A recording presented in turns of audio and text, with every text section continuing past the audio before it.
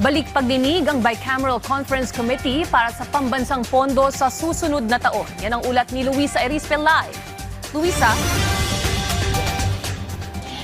Inaasahan ngang tuloy na ngayong araw ang Bicameral Conference Committee meeting, pero imbis na talakayin o balikan ang budget ng DPWH ay ibang ahensya muna raw ang uunahin.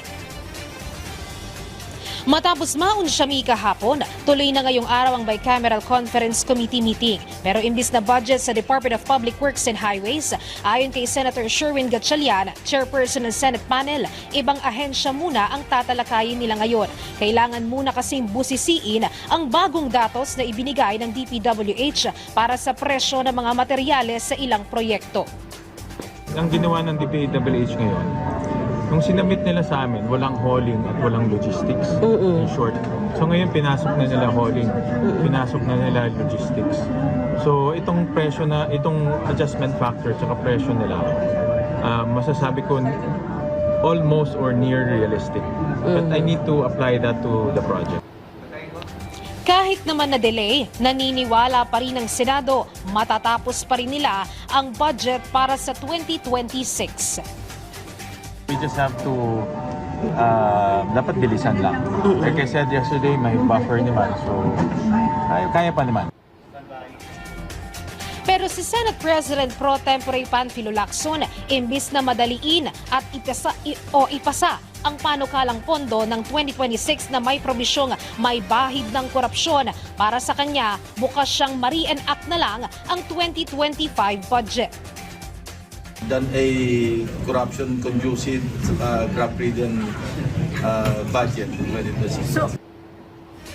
Ganito rin ang posisyon ni Majority Leader Senator Miguel Zubiri. Hindi sila papayag na may korupsyon o anumang uri ng korupsyon sa panukalang pondo. Anong gagawin natin? Alam naman natin, meron din overpriced dito. Papayag na lang tayo. Ipasa natin overpriced budget. Saan pupunta yung overpriced na yun? Di ba sa bulsa? Tatapusin ng Senado ito. Even if it means we'll delay the budget, so be it. But we have to come up with a budget with less fat as much as possible. Giit pa nga ng ilang senador, may bago na naman na nakita sa panukalang pondo na walang detalye. Ito ay ang 8 billion pesos na nakapaloob sa 33 billion na inaprubahang pondo para sa farm-to-market road projects. Pero paliwanag naman ni Senator Kiko Pangilinan, titignan nila ba ang reconsideration ng 33 billion para sa farm-to-market roads.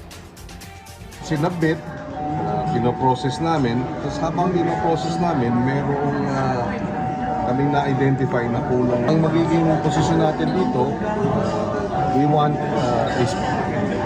will move for the reconsideration of the approval of the 33 billion.